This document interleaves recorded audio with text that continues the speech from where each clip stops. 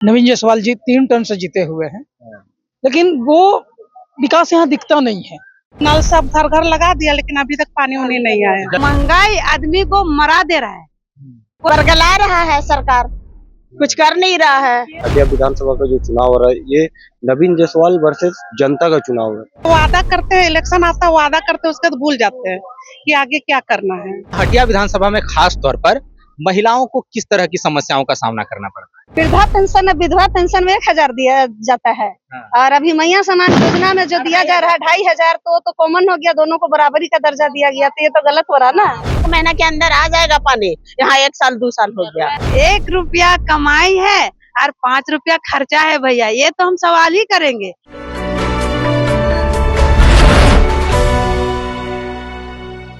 नमस्कार, the fourth pillar देख रहे हैं आप। झारखंड में चुनाव जो है वो नजदीक आ गया है। 13 नवंबर को फर्स्ट फेज की वोटिंग होगी और तमाम 81 विधानसभा जो है वहां पर तमाम राजनीतिक दल जो है अपनी अपनी तैयारियों में जुटे हैं। झारखंड में मुख्य मुकाबला इंडिया और एनडीए गठबंधन के बीच है। सवाल ये है कि क्या दोबारा हेमंत सोरेन मुख्यमंत्री बन पाएंगे या इस बार बाबूलाल मरांडी की बारी है। जनता के मन में, मीडिया के मन में, राजनीतिक दलों के मन में, सबके मन में एक सवाल है कि अब की बार झारखंड में किसकी सरकार। इस वक्त मैं जहां खड़ा हूं वो हटिया विधानसभा का नायक मोहल्ला है ना। और यहाँ पर देखिए उस मोहल्ले की जनता खड़ी है, महिलाएं हैं, पुरुष हैं। उन लोगों से बातचीत करते हैं कि वो इस चुनाव को किस तरह से देख रहे हैं, उनके मुद्दे क्या हैं, और ये भी समझने का प्रयास करेंगे कि क्या उनके जो मुद्दे हैं उस पर चुनाव लड़ा जा रहा है, क्या जो नेता उनसे वोट मांगने आ रहे हैं उनके मुद्दे की बात कर रहे हैं।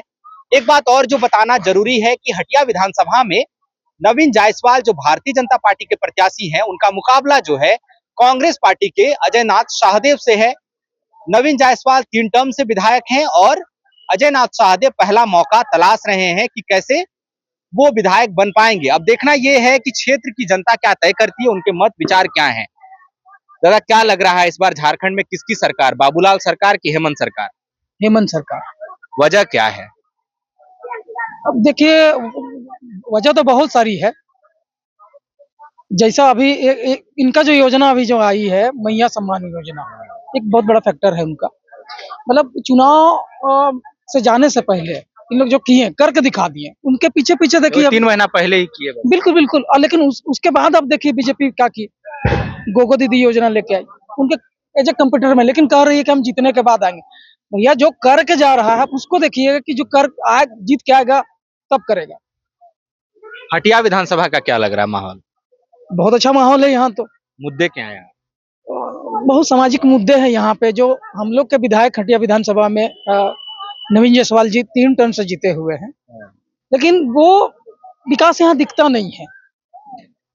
और उम्मीद हम लोग लगा रहे हैं, जो अफसर आप यहाँ पे घूमिएगा नायक बस्ती में या तो बाकी जगह पे आप घूमिएगा, जब आप देखिएगा ना, तो हमारे पार्षद है निरंजन कुमार जी, आप उनसे ज्यादा काम किए हैं। अब बताइए कि हमने विधायक, मान लीजिए हम अपना मत का प्रयोग करते हैं, 1 बार नहीं, ठीक है, 1 बार समझने में आपको देरी होगी, दिक्कत होगी, 2 बार दिक्कत होती है, 3बारा जब आप बनते हैं तो ये जगह तो कुछ अलग ही दिखना चाहिए ना। लेकिन कुछ नहीं, कोई मूलभूत सुविधा नहीं है यहाँ। हटिया में क्या क्या होना चाहिए था जो लगता है नहीं हो पाया? हटिया में देखिए, शिक्षा, बेरोजगारी को रोजगार मिलना चाहिए।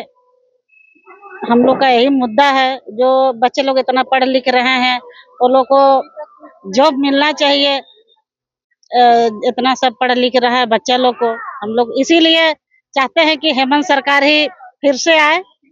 हम लोग को रोजगार को लेकर तो उन पे भी सवाल उठे। आप कह रहे हैं कि रोजगार मिलना चाहिए, लेकिन 5 साल वो रहे, कहा जा रहा है कि उतना नौकरी जितना वादा किया है नहीं। देखिए, उतना साल तो फिर कोरोना में बीत गया। इतना कम समय में जितना करना चाहिए उतना हेमंत सरकार ने की है। हम लोग तो जान रहे हैं कि जितना सके उतना वो कर रहे हैं। इतना सके। क्या नाम हुआ दिया? केसु सिंह हुआ।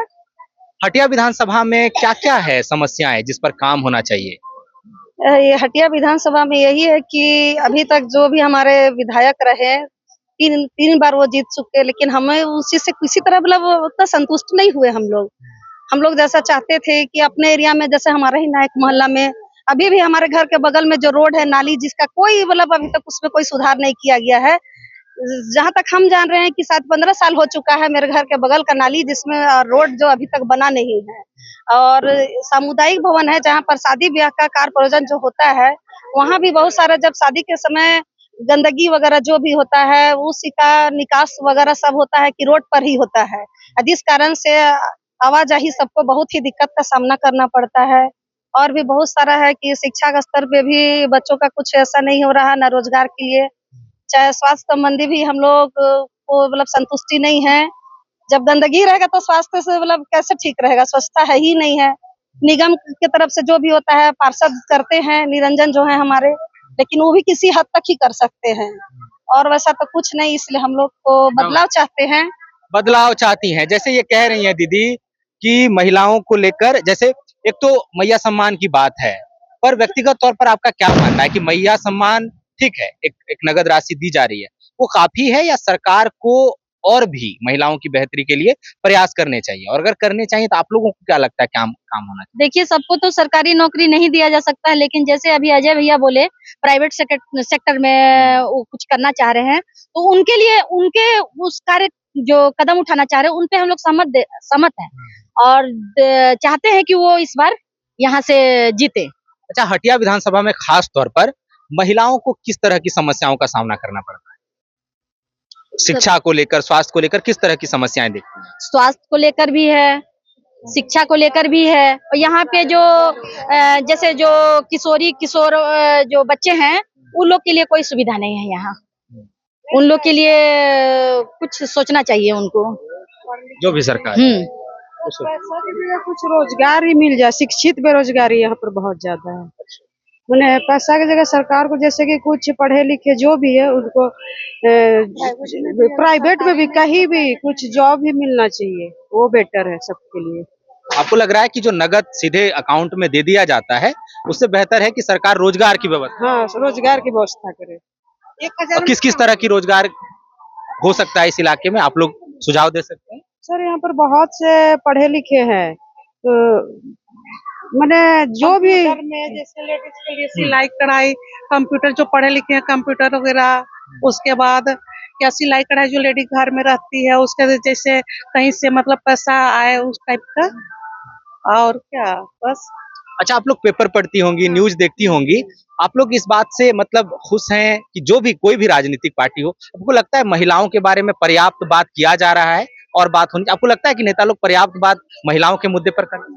बात तो करते हैं लेकिन बात तो होती है लेकिन वो लोग करते नहीं, कुछ नहीं करते, केवल वादा करते हैं, इलेक्शन आता है वादा करते हैं, उसके बाद भूल जाते हैं कि आगे क्या करना है।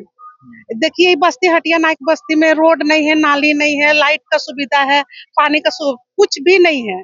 पानी का क्या दिक्कत है? पानी का बहुत दिक्कत, एक जगह बोरिंग है, अगर बोरिंग खराब हो गया तो लेडीज लोग डेक्ची बाल्टी लेके इधर उधर घूमती है। और बहुत साल, 1 साल हो गया जो ये पानी वाला जो योजना ये नल सब घर घर लगा दिया, लेकिन अभी तक पानी उन्हें नहीं आया। जल मीनार वाला नहीं? हाँ, नहीं है, नहीं।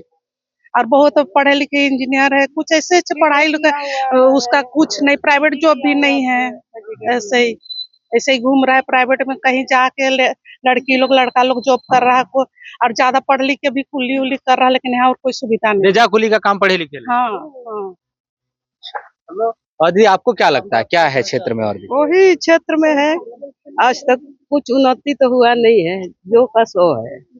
पानी के लिए तो बिल्कुल व्यवस्था ही नहीं है, हम लोग डेक्ची बाल्टी में ढो ढो के पानी पीते हैं, या नल लगा दिया है लेकिन नल में भी पानी का सुविधा नहीं है। बाल बच्चा पढ़ लिख के बेकार बैठा हुआ है, एक तो कोई सुविधा मिलता तो अच्छा था ना, बाल बच्चा पढ़ लिख के भी बेकार में अभी वैकेंसी नहीं आ रही? कोई वैकेंसी नहीं, वैकेंसी आ रही है लेकिन इसको नौकरी मिलता है कुछ पता नहीं चलता है, लेकिन कोचिंग कर रहा है, क्या कर रहा है, लेकिन कुछ भी हो ये नहीं रहा है। हाँ दीदी क्या बोल रही हैं? अभी जो क्या CGL एग्जाम जो हमेशा हो रहा है, रद्द होते जा रहा है, जो करीब तबके का है वो पैसा इधर उधर से पैसा जुगाड़ करके जाता है एग्जाम लिखने, फिर आता है कुछ दिन के बाद रद्द हो जाता है, हमेशा पेपर लीक हो जा रहा है।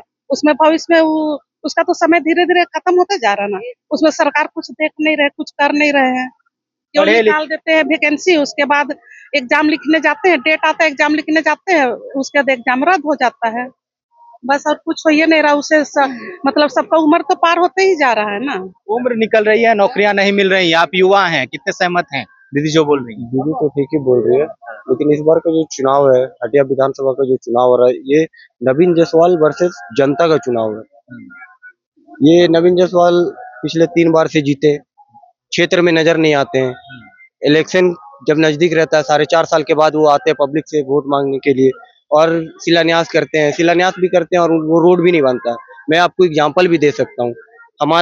हम राजपूत मोहल्ला में रहते हैं, ठीक है, राजपूत मोहल्ला का रोड का शिलान्यास भी किए वो, बट वो शिलान्यास करके गए और रोड बना नहीं। फिर हम लोगों के पार्षद वहाँ पे कालीकरण रोड बनाए हैं, तो वो केवल आते हैं, शिलान्यास करते हैं, केवल चले जाते हैं, तो वैसे नहीं चलेगा। इस बार जनता मन बना लिए कि परिवर्तन होगा, और जब जनता मन बना लेती है तो फिर परिवर्तन अवश्य होगा। जनता ने परिवर्तन का मन बना लिया है। और कौन दीदी लोग हैं? आप लोग ऐसे छुप छुप के खड़े मत रहिए, बातचीत करिए। क्या नाम हुआ दीदी आपका? अंजलि तिर्की। मिलता है 1000 टका मैया सम्मान वाला? बेटी लोग को मिलता है, हमको तो नहीं। आपको काहे नहीं मिलता है? हम नहीं भरे थे। आपको कौन सा वाला मिलता है? धीरी तर का है ना, सर्वजन है। नहीं, कुछ नहीं मिलता है। फॉर्म नहीं भरे? कितना उम्र हुआ? 50। तो वृद्धा पेंशन तो 50 में शुरू हो गया महिला। अभी नहीं भरे हैं वृद्धा पेंशन। अच्छा, काहे नहीं भरे? हाँ? 1,000 दिया जाएगा और मैया समाज योजना में 2,500 रुपया दिए तो फिर गलत है ना। क्या बोल रहे हैं? वृद्धा पेंशन विधवा पेंशन में 1,000 दिया जाता है और अभी मैया समाज योजना में जो दिया जा रहा है 2,500 तो कॉमन हो गया, दोनों को बराबरी का दर्जा दिया गया, तो ये तो गलत हो रहा ना। तो वृद्धा पेंशन विधवा पेंशन ये दोनों को बढ़ाना ही ना होगा, बिना बढ़ाए तो फिर समान नहीं ना हो सकता है। तो मैया समान योजना कैसे होगा? उसको तो बराबर का दर्जा देना ही पड़ेगा ना। मैया सम्मान मतलब सबको पैसा दे तब मैया सम्मान हाँ, होता है। तो उसमें देखिए जो विधवा है और वृद्धा है वो मैया समान योजना नहीं भर सकती है, क्योंकि उसको 1,000 मिलता है। तो 1,000 में वो रहे जो विधवा है जिसका कोई सहारा नहीं है, जो वृद्धा है उसका भी कोई सहारा नहीं, और जिसको मैया समान में जिसको अभी 1,000 मिल रहा था, जिसको किया गया है 2,500, तो मैया समान योजना फिर नहीं हुआ, उसको भी तो बराबरी में फिर उसको दर्जा देना ही ना होगा, देख तभी ना लीजिए, एक समान होगा। देखिए वाजिब सवाल पूछ रही हैं कि भाई विधवा पेंशन 1,000 मिल रहा है, उनका कोई सहारा नहीं है, लेकिन जो मैया सम्मान है उसमें 2,500 देने की अब बात कर रहे हैं। तो समान जो है उसकी स्थिति में समान चीजें मिलनी चीज होना चाहिए, वृद्धा और विधवा दोनों को भी बढ़ाना चाहिए, तभी ना सम्मान योजना का सम्मान होगा, वरना इसका कोई फायदा नहीं है। कोई फायदा नहीं है। क्या दी आपको भी लगता है यही बात? यही बात सही बोल रही है। सही बात बोल रही है आपका। और आज और क्या आपको क्या लगता है ये आप लोग के यहाँ क्या क्या समस्या है? सबसे पानी का यहाँ। अच्छा, मीटर लगा दिया, पाइप कोड़ के लगवा, जल्दी 1 महीना के अंदर आ जाएगा पानी। यहाँ 1 साल 2 साल हो गया, पानी ही नहीं। पैसा लगा लगा के सब पाइप लगवा लिया। आई आदमी को क्या बोले, खाली बरगला रहा है सरकार, कुछ कर नहीं रहा है। इस बार हम देखते हैं, ऐसा तो हेमंत सरकार भी कांग्रेस और गठबंधन है। इस बार देखते हैं अजय नाथ सादियों को जिता के क्या करते हैं हटिया विधानसभा। एक बार मौका दें। हाँ, मौका देंगे। ट्राई ही करना है तो ट्राई करते हैं। हाँ, सभी को नवीन जैसा, हाँ, सभी को मौका मिलना चाहिए। सबको मौका मिलना चाहिए। आपका क्या आगे आइए नदी। ऐसे आप लोग महिला लोग के लिए इतना योजना चल रहा है, आप लोग पीछे खड़े हैं, आप लोग को आगे आना चाहिए। यहाँ आइए, नहीं यहाँ आइए। बहन लोग के लिए भाई आया है, बहन से बात करना है, इधर आगे ना, आगे आइए। क्या नाम हुआ? गीता मैम। क्या करती हैं, काम करती हैं? कुछ बस दुकान है, कौन चीज का दुकान? घूमती है। क्या क्या है उसमें रखी हैं? यही कुरकुरे है, दाल चावल छोड़ के सब कुछ है। बढ़िया चल रहा है। हाँ, चल रहा है, भगवान का दुआ से जैसा भी चल रहा है अब वही चल रहा है। अच्छा, आप लोग तो घर वर चलाती हैं, सारा खर्चा आप लोग को चलाना रहता है, सारा प्रबंधन आप लोग देखती हैं।